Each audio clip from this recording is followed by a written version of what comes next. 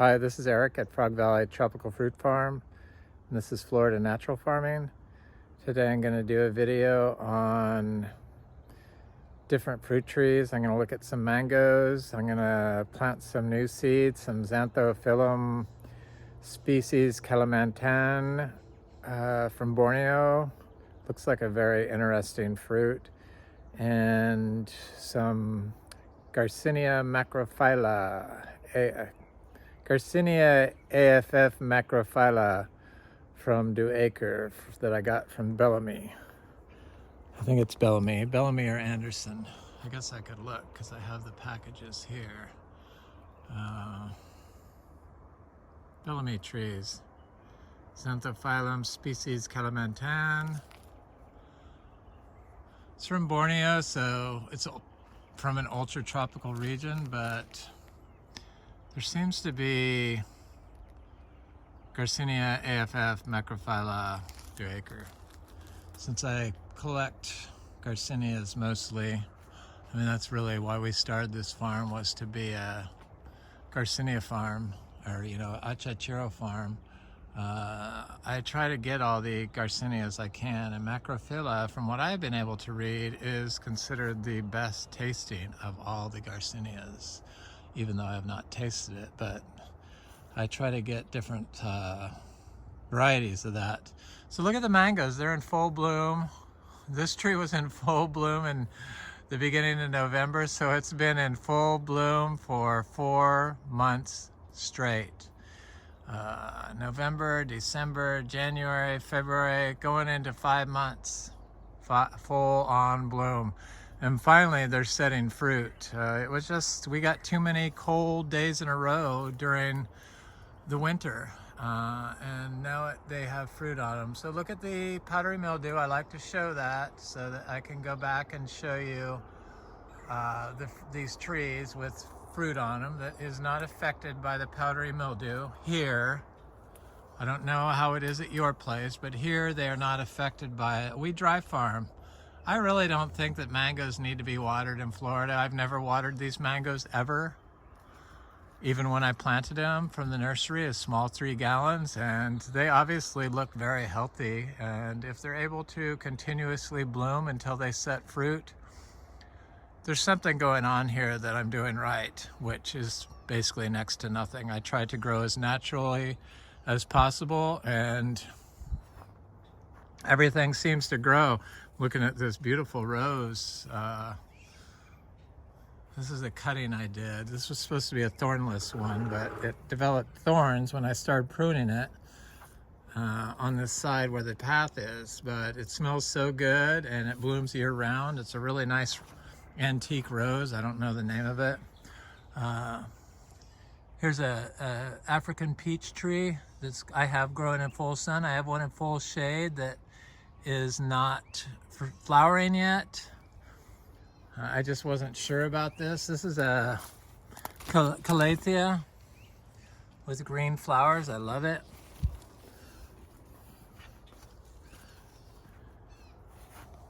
I like Calatheas. I have Calathea lutea, but the rabbits keep eating it, so it's just disturbing. So yeah, look at this sweet tart mango. This is a Venus mango. So they're doing quite well. I'm very excited about the mangoes. It looks like it's going to be a very good year this year for mangoes, even though it's going to be very late. Unfortunately, most of our all of our early mango flowers did not set fruit, but never fear, the mangoes are here. Here's a diamond mango. This is a Venus mango that's just starting to bloom again. There's an M4 mango. It's almost like it's spring, early spring, or it is early spring. It's almost like it's early bloom for mangoes right now, but they've been doing this for 4 months.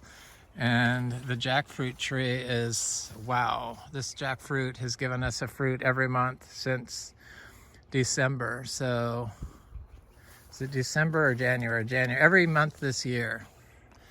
I'm not sure which jackfruit this is, but it's a grafted variety. And it looks like this fruit is getting kind of close. Small, crunchy, yellow, low latex. I love it.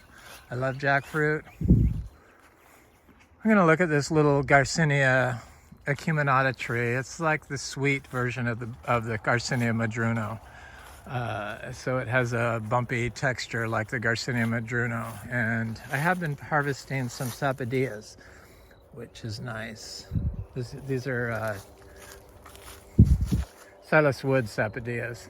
But I have planted some Garcinia acuminatas, and this is one right here that's finally getting fairly good sized. Planted at the base of this big Inga tree, and Ingavira. Got these vines wanting to grow on it. I don't like vines growing on my trees at all. But it's not flowering yet. It's not quite big enough.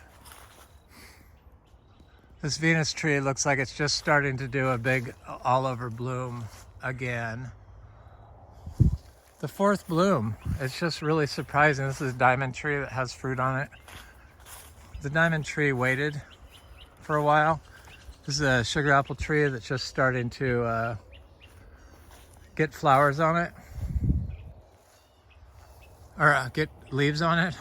Not flowers, but probably flowers real soon.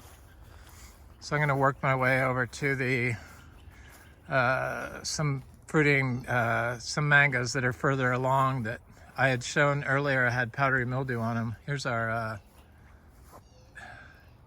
Ras Zapote. It's been very dry here, but the plants are unaffected here by drought. With all the issues going on in the world, it's very depressing. And you know, they say that the fresh water is running dry, fresh, clean water. I don't really trust the water in Florida since we have the most polluted lakes in the entire nation. This is a fruit punch mango that it's on its fourth bloom, and it's finally setting some fruit. Smells so good. But it's got a big all-over bloom on it. Our fresh water our well water has to be polluted also. I mean, if the lakes are polluted, there's no way that the groundwater can't be polluted. And we have shown to have high amounts of forever chemicals in our wells, our city wells. I think Miami had 4 polluted wells they shut down from forever chemicals. They are everywhere. And that's one of the main reasons why I don't water. I don't want to pollute my trees with polluted water, even though the rain is probably polluted also. But you got to do something. Trees and plants need water. And if I hadn't started, if I wasn't so paranoid and hadn't started experimenting, I would never know that you didn't really need to water.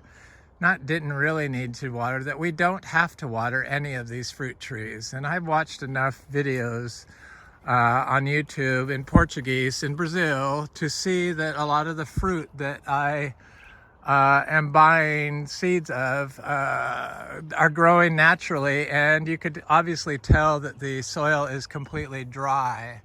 And they show mangoes that are completely dry, and I know plenty of mango trees that grow without any water that are always covered in fruit. In fact, they seem to be the best producing trees. So here's a peach cobbler mango.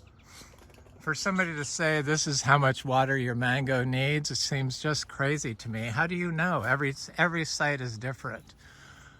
So it's just how anybody could say that is impossible. So obviously, if you're growing palm trees in Death Valley or Palm Springs, or not palm trees, mango trees, then you're probably going to have to water, I'm sure. Just from the heat alone. I don't know though, because I don't live there, so who knows what is possible. But I know that Californians will say, well, you can't do that in California. When I was growing up, nobody watered their fruit trees. That's something that started, the nonstop watering started with the progression of nursery chemicals to grow at home. Because when I grew up, everyone just used cow manure, and they didn't water fruit trees. They may have watered them once every 6 months, you know, once during the summer, a deep water, but that was it. So this is a coconut cream mango that is, I was worried it wasn't going to do a rebloom, but it's doing a rebloom. It should completely rebloom, I'm guessing, because that's what they've been doing. And even the blooms that send off just pure new growth, a lot of them have flowers that start after the new growth gets a little bit bigger. So hopefully I can see one around here, but I don't see any on this tree. Maybe on this one is starting to bloom now, yeah. It's just not further along, but it set off new growth, and now it's blooming, starting to bloom. I could tell it's going to bloom. It's got those little, it's pushing, so it's definitely going to bloom. And here's one here. It's doing the same thing.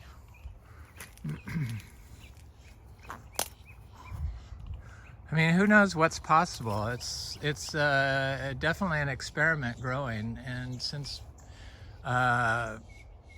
when I first started this farm, they said you couldn't grow organic in Florida. That was impossible. And people would just say I wasn't doing what I was doing. They would have their own narrative on what I was doing here. They still try to do that. That's why I don't go on public forums, just because for some reason they're able to make up their own narrative of what actually is going on, even though I can show video proof of what I'm doing here. It's just baffling to me where we're at in society, where we can't look at the good of what's being done, and we have to focus on a negative, for what purpose? So look at this jackfruit tree. No water. If you use salt-based fertilizers, you have to water. So that's why you have to water.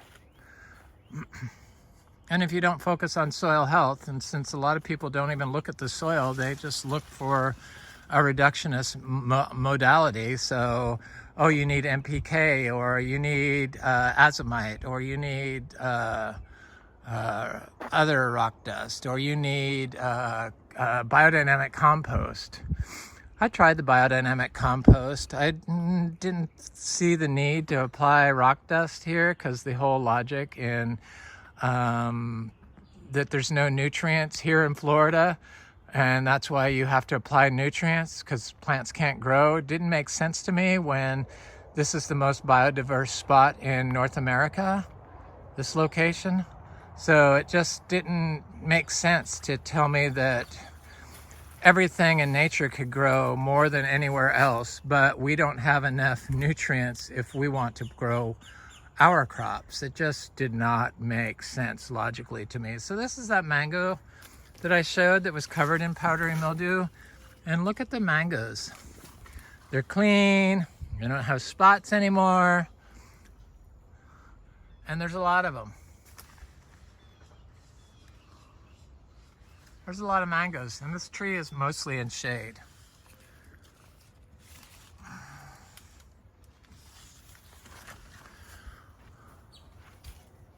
I imagine if you've killed the biology in your soil and on your plant, then you would have to continuously spray for fungal pathogens, because you don't have a natural immune response that you would get from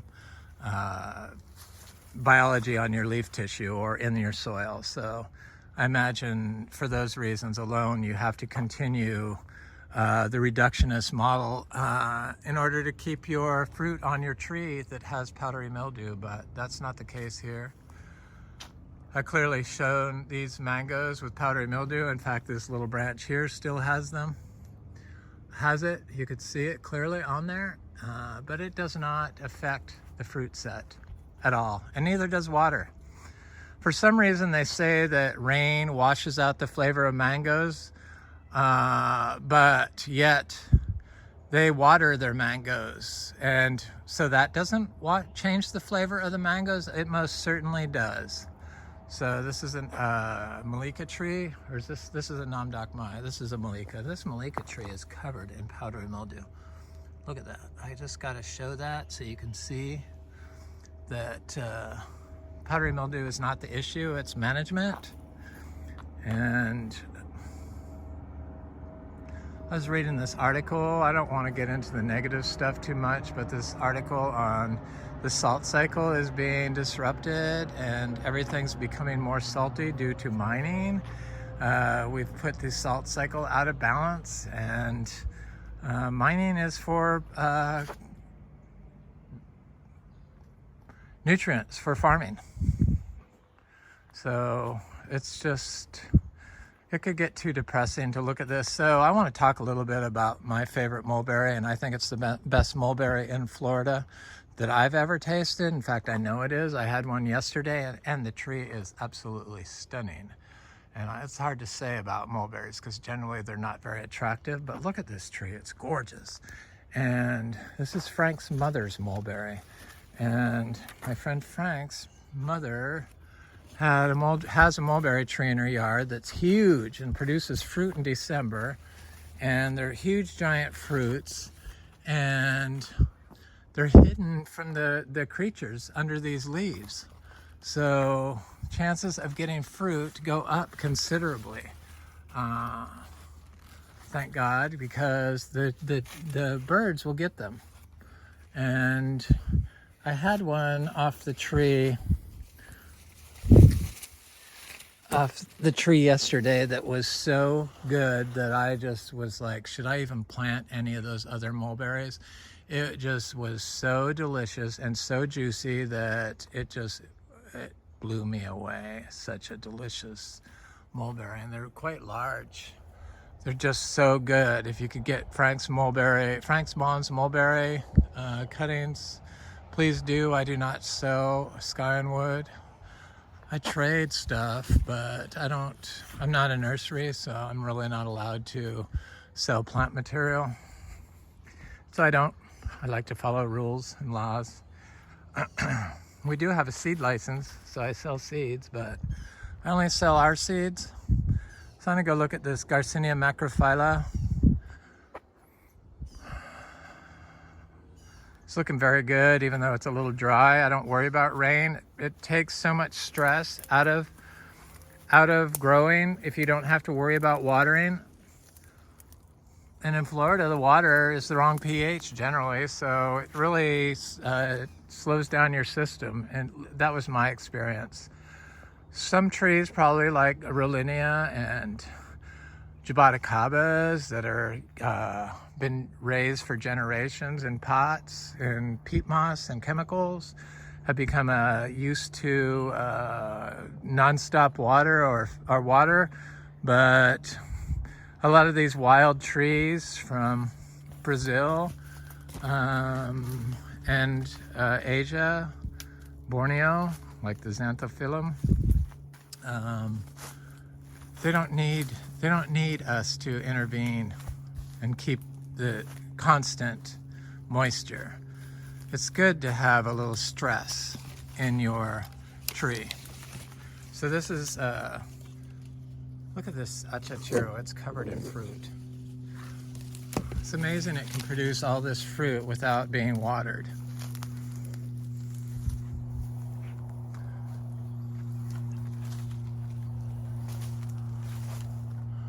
I think a lot of people with yards have issues because their soil's so compacted. Look at the fruit on this. It's doing these great big droops now of lots of fruit. This is the first year it's done that. Boy, there's a lot of fruit on this tree.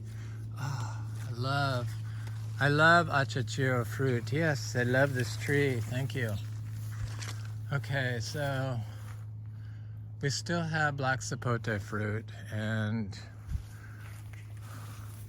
hopefully we're gonna have ice cream beans. That tree looks a little stressed, that giant Ingus spectabilis tree. It's covered in flowers, but I don't see them opened yet. So I have I've planted several Garcinia macrophylla phyllas here, whatever it is.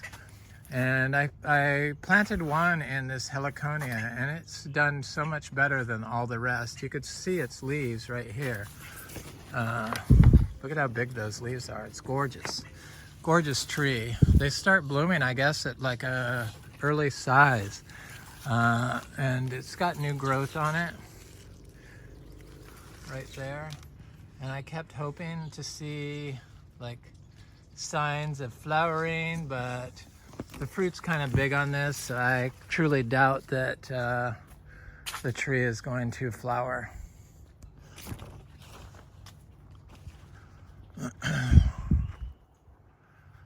It's because of those heliconia that it's with that contains so much water, it's able to survive the drought conditions, because I'm fairly certain that it prefers a little more water.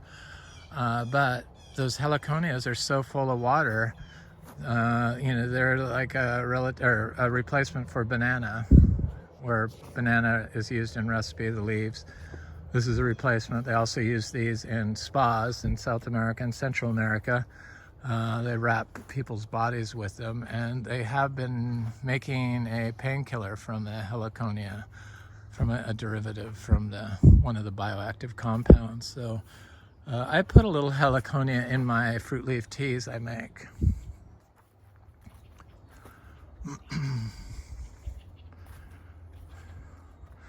The achachas don't seem affected at all by drought. The Garcinias all seem very impervious to biological stress and abiotic stress, so non-biological like weather. Okay, so I plant lots of different Garcinias. I like to plant them all together. I got a little Achachachairu tree here. I got a Garcinia lindero here. I planted a Garcinia chirapu right here. I do not see it coming up yet, which I wish I would see. And this is my seeds I just planted of the Cariaceae and the Peritassa bracteosa. Was that it? I did buy some, no, that wasn't the Peritassa. This is the Peritassa. It was a seedling. I'm getting confused here. The Peritassa campestris, that's it. I bought seeds of the Peritassa levigata. The Peritassas are got bioactive compounds that are anti-cancerous. They're making new medicines from. So I wanted to get that, but I got the levigata. But here's my Xanthophyllum AFF, or species, that's what it is. It looks like an annona seed. Xanthophyllum had that. They sterilize seeds. I don't like to sterilize seeds. I mean, that's the complete opposite of what we do here. I want biology on my seed coat, so I put them in a little rainwater to rinse all that stuff they put in them to keep it moist. And they probably sterilize the seeds, and so I inoculate the water with compost or Ziva manure, and before I plant them, sometimes I soak seeds overnight. There's a little soil aggregate there, but I didn't do that with these. I just put them in here for a little bit, and then I can just plant them. So the Xanthophyllum species Kalimantan, I guess that's a region in Borneo. So I guess it's just based on that region. It's not a species. But they look viable. This seed looks viable. I'm just gonna do that. And then I bought 4 Garcinia AFF macrophylla seeds, and so I'm gonna put one in here with them, and that's it. And then I got these 3 other seeds I'm gonna plant. I'm gonna go over there and do that right now, and then I just have to water this.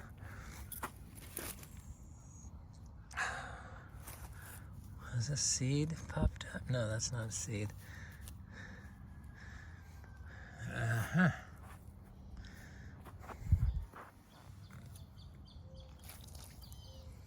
I water my pots with rainwater. I used to not water them just because I'd only want it, because I mostly started citrus and cacao and seeds and some sugar apples, so I only wanted drought tolerant seedlings growing. But in order to boost the amount of trees I get, I pay so much money for these seeds, I do water them. If I had unlimited seeds to experiment, like on my Miko lemons, then I wouldn't bother. I found that the trees do survive without watering if you have a hole in the bottom, even during severe drought. So you do have to start them correctly with like compost, not coco coir, which is a sterilized substance. I know all these seed sellers tell you to sterilize, use sterile growing medium, but that's the complete opposite of what we want to do. I think that's totally wrong. It goes against all the latest evidence that's come out, science-based evidence on growing plants and the need for a seed microbiome, a seed coat microbiome to transfer into the roots. And if it's planted with a seed microbiome on the seed coat, that microbiome on the seed coat is the biology needed that's going to colonize the rhizosphere of the plant. So it's very important to not sterilize seeds and not remove seed membranes, and that's just from what I can gather, all the information I've been able to gather, and it really doesn't make sense. It would be like sterilizing ourselves constantly. They're all living beings, and they all have mitochondria, which gets damaged by antimicrobials. Antibiologicals is what they are, antibiotics. So it just doesn't make sense to create a strong biological being with a antibiotic, unless it's necessary. But it's not necessary when you're planting seeds. So I have these three other Garcinias. I have some, I should plant one over here, because I have little Garcinias planted here. I showed you that Lindero, but I have a couple Linderos over here also. I just don't want to step on anything. I have this delicious, it's a hibiscus, but it's not the Jamaican sorrel. It's one used as a green. It's quite good. I got this from my friend Tim, but I was reading where it on National Institute of Health that it reduces, or it breaks down carbohydrates. So it's probably good for your digestion. I'm going to start putting one in my tea, my 40+ leaf tea mix I make. So I see there's a little Lindero tree right here, and then there's a couple little Lindero trees over here, I know, which are quite a bit bigger. They're growing in this right here. There's one right here, it looks great. They're like 20 inches tall. There's one right here, right next to it. So you know what? I'm gonna plant one of these right here, next to these. I just poke them in the ground and plant them about 2 inches deep. And if the Garcinias are growing good in an area, chances are the other ones will grow good. So this is that Eugenia that was a gift from my friend Frank and his wife Annette, and it looks great. Really, no issues with the drought. Frank starts his trees the way I like to see them started, so he does not use coco coir. He kind of makes his own compost. Not kind of, he does. He's more of he likes to mix his compost. we all have different ways of doing things, and no one way is right. I like to do as little as possible, so I let nature do it, and as soon as it assimilates into dirt, then I scrape it up. It takes about a year, sometimes faster if it's raining a lot. So those are my Garcinias. I think I'm going to plant one over here, and then I'll go look at that, because I have all these Garcinias growing over here, and I want them to cross-pollinate. So I planted Shirapu over here. I planted Madruno over here. I planted Amazonica, giant Amazonica. I think I planted MB over here, which I'm not sure if the MB can cross with the New World Garcinias, but who knows. I'm sure all of the New World Garcinias can cross-pollinate. So I have some over here. I have little cacaos I've been planting in here. I just don't want to step on anybody over here. So I see a little cacao right there. I'm not going to go in. I'm going to go around here.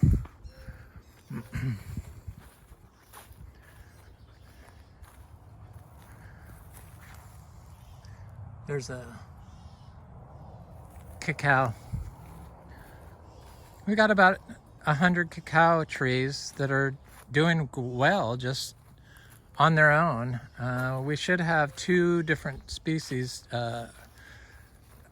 or two different types, Trinitoro and yellow rib, fruiting next year.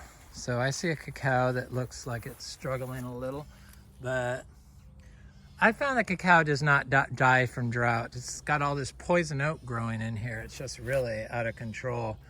But I'm not going to walk through there because I don't want to get any poison oak. Highly allergic to it. But I see a little cacao right there. And I see one right there. They look fine.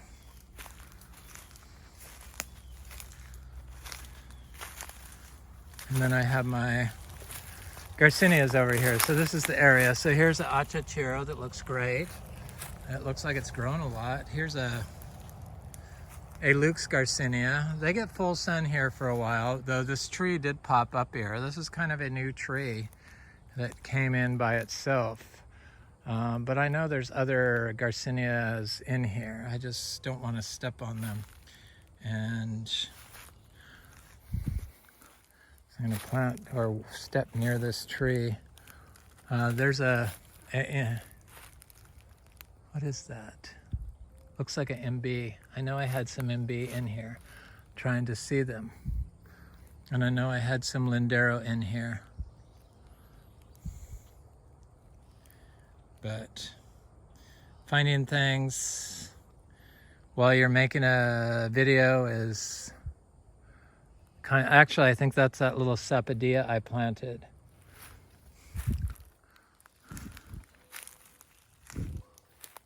Here's a MB tree right in front of me, staring right at it. I thought there was another Achachairu over here, but I don't see it. And then there's a jackfruit, and I'm gonna plant one of these right here, because rabbits can be a problem with little seedlings. And there's a MB tree. I'll plant it right next to this. It's very dry here, but we'll get rain soon. I'm going to show you what the soil looks like here.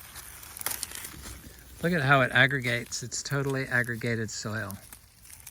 That's why people do microscope to look at their compost and stuff. But if your soil does this, because this was all sand, it's just pure sand, and now it's highly aggregated soil that you can see all the aggregation in it, and that's what it is.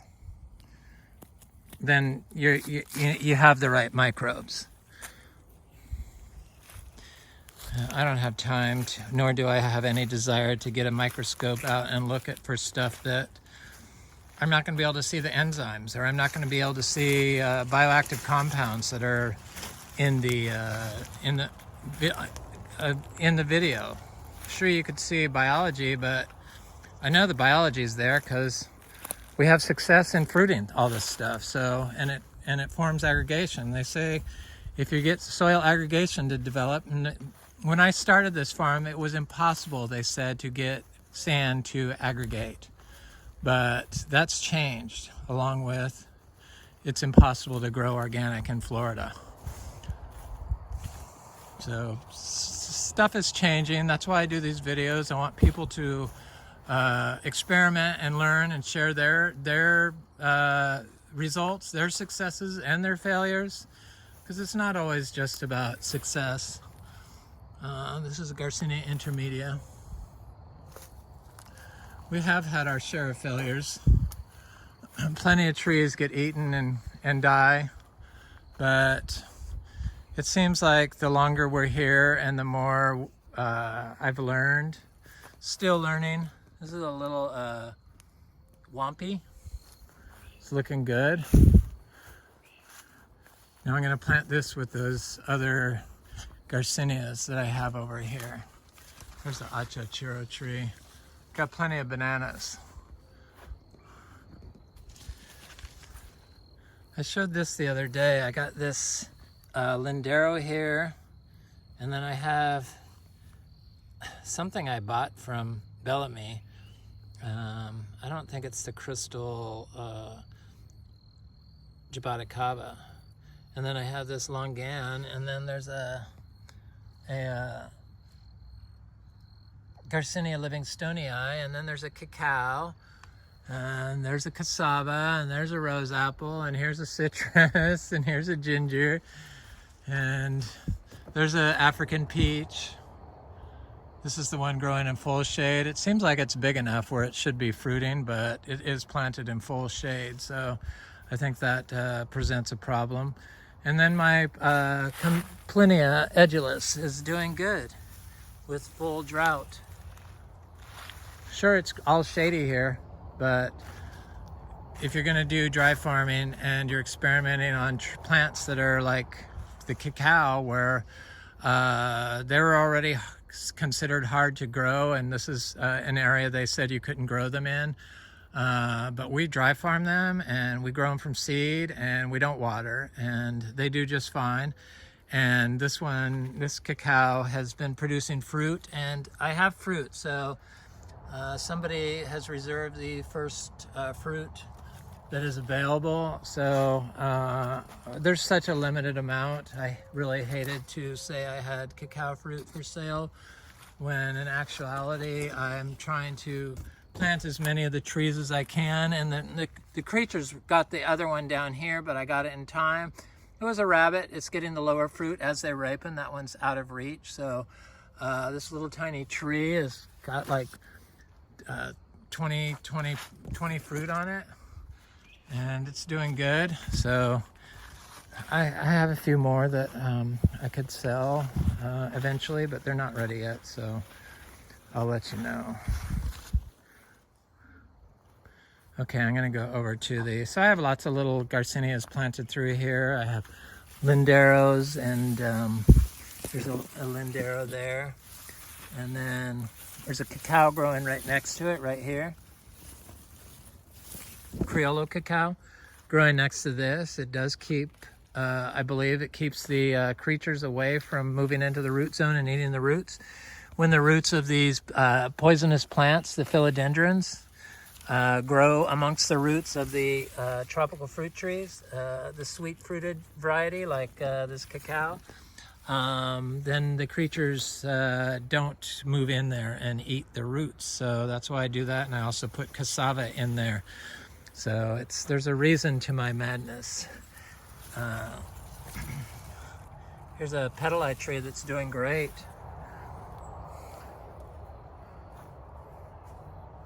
So I'm going to plant this over here. I been planting all kinds of different Garcinias in here in full shade. I used to plant my Garcinias in full sun. A lot of times I plant them in shade now. I have been concentrating on certain areas so that I can get them all growing together and cross-pollinate and breed. So I have the Garcinia dulcis here. I got cacao in here. These are Trinitoro cacao. I got Achachachairu in here. I got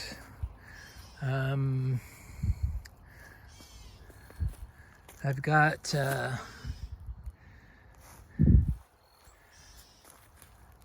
got a Brazilian Shirapu that popped up right here. It has grown all this very fast, but it looks good. And then I have Garcinia mangostana. Probably mangostana cannot cross-pollinate with the New World Garcinias, so I'm gonna have to plant some seashore mangosteen seeds over here to see if I can cross-pollinate those. And I need to get Garcinia praeniana seeds, but I haven't been able to get my hands on any. That's like at the top of my Garcinia list. And then I have some other ones. I have another Brazilian mangosteen, or this could be a mangostana, but I think it's the Lindero. I have a meringue tree right here. I see now that my other tree is a meringue that's over there. It looks just like that. So I was thinking it could be Xanthophyllum, but my seed-grown meringue that survived the winter just fine. Didn't get any type of cold stress, even when a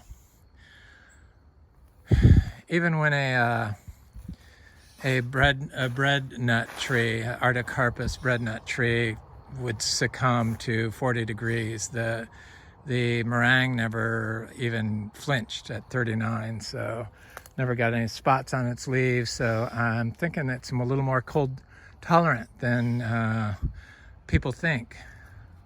The durian seems a little less cold tolerant than the meringue, but I don't know. It's my first winter growing those. So I think this is a mangostana, but I'm not sure. And then I have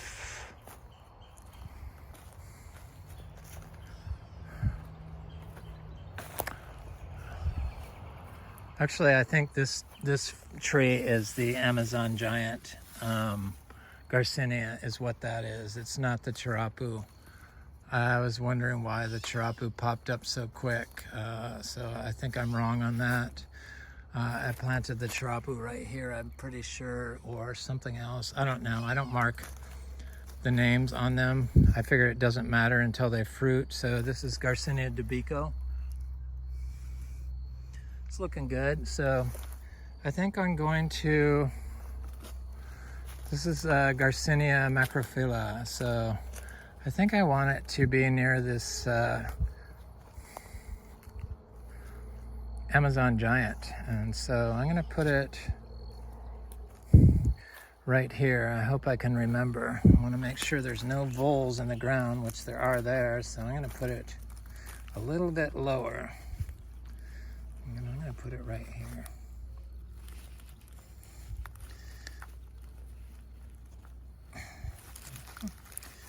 There's a vole there. And I'll put this right here to mark it. Soil is quite nice here, quite rich.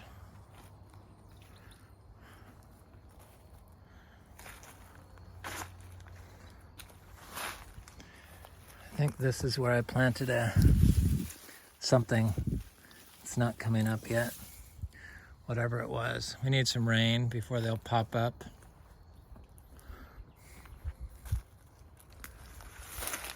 Here's a Garcinia right here.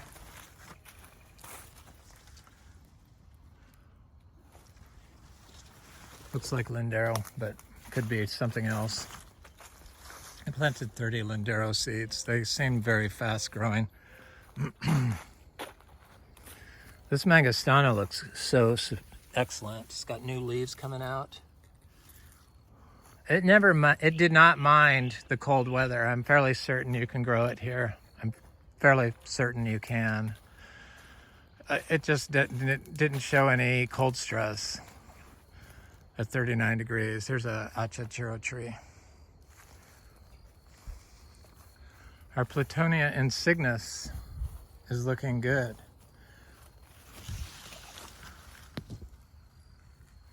Right there.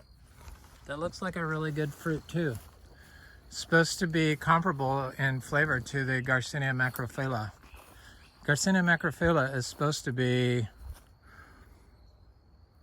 sweeter than the others, has less acid flavor.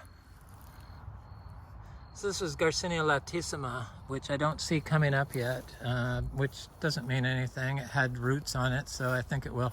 I think this was Garcinia latissima also. This stake, in fact, I know it was. But I don't see anything coming up here yet.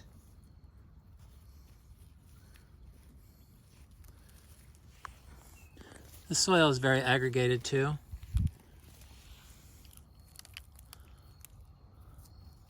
And this was supposedly impossible. You could see the sand when I do that. That's all, like, it was all white sand here and compacted.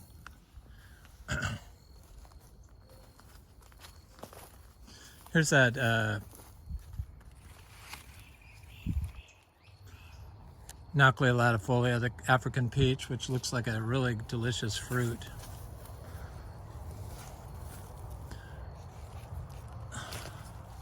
I keep hoping to see flowers on it, but I have this in pretty much full shade, and I think it wanted to be more in the sun.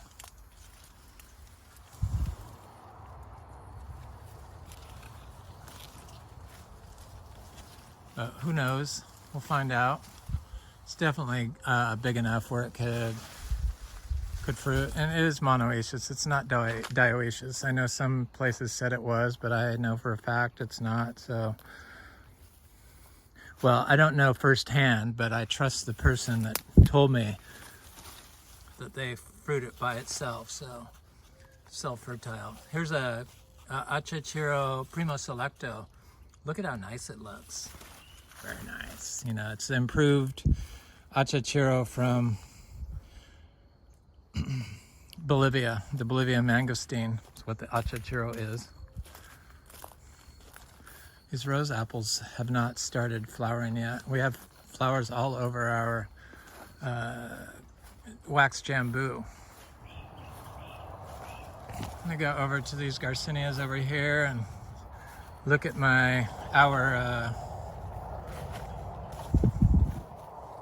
there's an Achachairu here too. Look at our, got a little Achachairu seedling there. Got an Achachairu here. We have them everywhere. It's nice that you don't even have to water them to get fruit.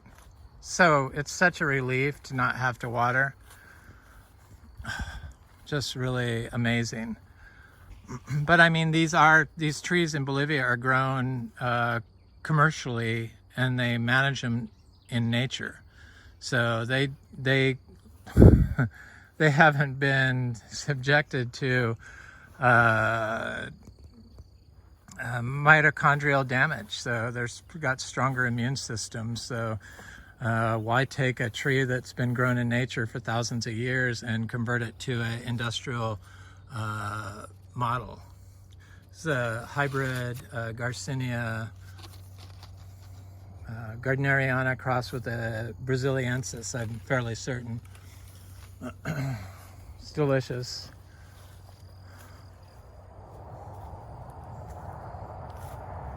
There's the Achachairu there. They're pretty much everywhere here. I need to plant more. I never feel like I have enough stuff. It's kind of a sickness. I'm sure all you other tropical fruit geeks feel the same way. It's just, you feel like you never have enough, and it's just more and more and more. And this is that world's best mulberry. It's got lots of fruit on it, but Frank's mother's mulberry is so much better. The only saving grace of this one is it produces so much fruit, but there's really no comparison in flavor. Totally, Frank's Mother's Mulberry blows it away. And it produces well also, but I haven't really seen its full potential. There's these Cherry of the Rio Grandes, the black one, quite good. I love them.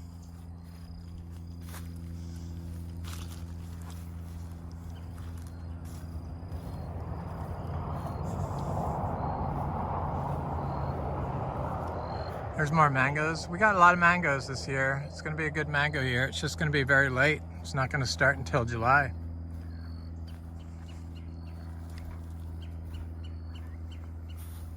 Which normally it starts in April, so a very odd year. Look at the size, how big these seashore mangosteens are getting.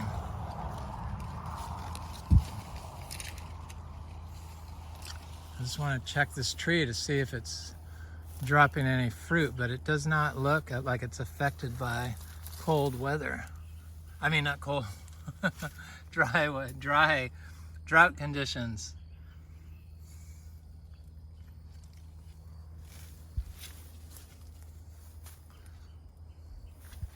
Got a lot of fruit on it. I should have planted one of those linderos over, or those macrophyllas over here, but I do have a macrophylla planted over here already, so, and some linderos, so this is another area where I'm concentrating the Garcinias all together. This is a Garcinia gardneriana that is blooming. This is that Garcinia brasiliensis that's blooming and has fruit. They produce year-round. The hybrid Garcinia gardneriana brasiliensis does not produce. It only produces one big crop, and then it might produce one random fruit later or two, but only produces one crop a year. There's an Achachairu tree. This is that Garcinia madruno. I'm obsessed with the Garcinias. I did a top cutting of my philodendron Jose Bono that the squirrels got somehow. I don't know why they did that, kill themselves, but somebody, or it snapped somehow, but I'm pretty sure a creature did it. This has fruit forming all over it. I don't know why the fruit is so hard to see on this particular tree, but I can look at this tree every day looking for fruit, the bumpy lemon, and never see a fruit, and then come out the next day and see a ripe fruit. So I see little fruits when I look really close. This tree produces so well. It produces non-stop all year. Fairly certain that the Garcinias will be a invasive species here in Florida. They just are so, they do so well. So this is my Garcinia macrophylla that I planted underneath here. And I think this could be also, it's either that or the madruno. This is a, I mean not madruno, the madrono. So confusing. There's a little Garcinia madruno, madruno, lindero.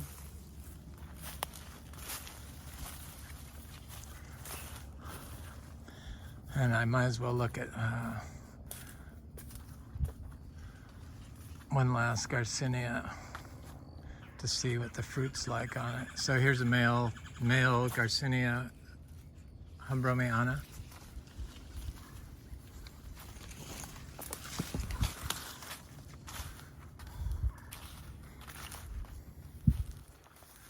Really surprising not to see this tree covered in bees.